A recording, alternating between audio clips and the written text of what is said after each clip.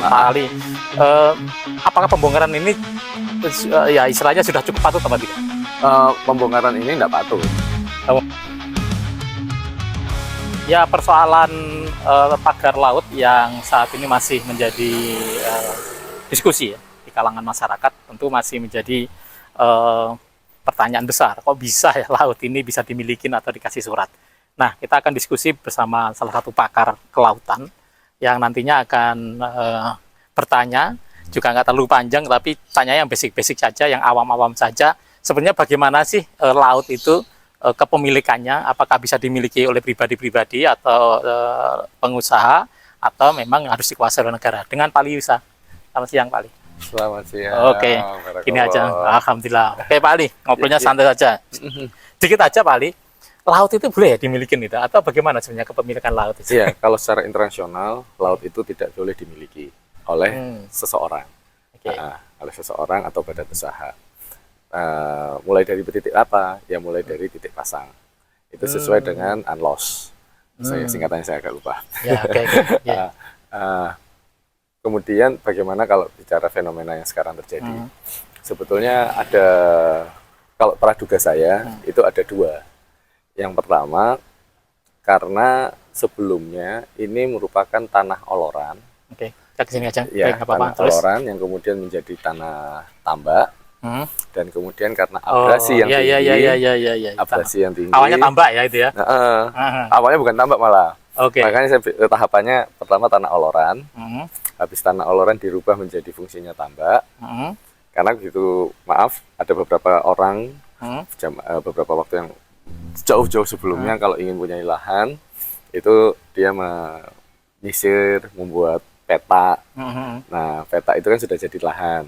Nah, lahan itu kemudian dijadikan lahan tambak. Makanya saya bilangnya tanah oloran, habis itu dijadikan fungsinya fungsi tambak.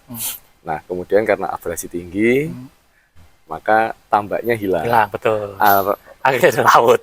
Jadi laut. Nah, kemudian, nah itu kebetulan dia sudah melakukan AGB. Iya, benar. Iya. Makanya itu yang terjadi. Ya, kemungkinan gimana seperti itu. Itu yang sebetulnya pemerintah juga tidak, ketika bukti bahwa pemerintah ternyata tidak melakukan updating data. Iya.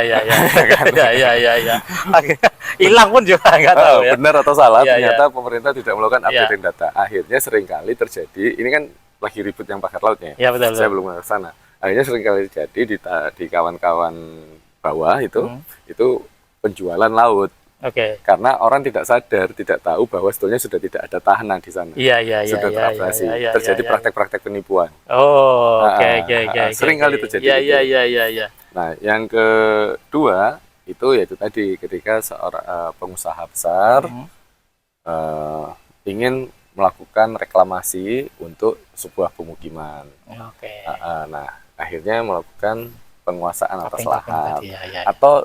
Atau begini, dia sudah dapat izin lokasi dari Kementerian KKP terhadap pemanfaatan ruang laut. Nah, belum punya duit atau dana investornya belum ada. Magerito. Nah, konsep berpikir daratannya itu dibawa ke konsep berpikir laut. Ini juga melanggar. Gitu ya. Karena izin lokasi, karena ada 3 tahapan sampai perusahaan tersebut bisa melakukan reklamasi. Yang pertama itu adalah izin lokasi dari Kementerian KKP, PPKPRL. Yang kedua, kemudian tahap kedua dia dapat izin dari KLHK, Kementerian Lingkungan Hidup, terkait AMDAL kawasan. Nah, yang terakhir itu adalah izin teknis dari kembali lagi ke KKP. Nah, persoalannya seringkali ketika sudah mengantongi izin lokasi, pengusaha-pengusaha ini kurang ajar. Sama seperti saya contohkan seperti Surabaya Waterfront Line di Kenjeran yang akan membangun 10 km persegi, 10.000 hektar itu. Nah, nakalnya di mana mereka? Mereka bilang diduga salah satu syarat untuk membangun pulau ini kan adalah mereka punya lahan 100 hektar yang sudah direklamasi.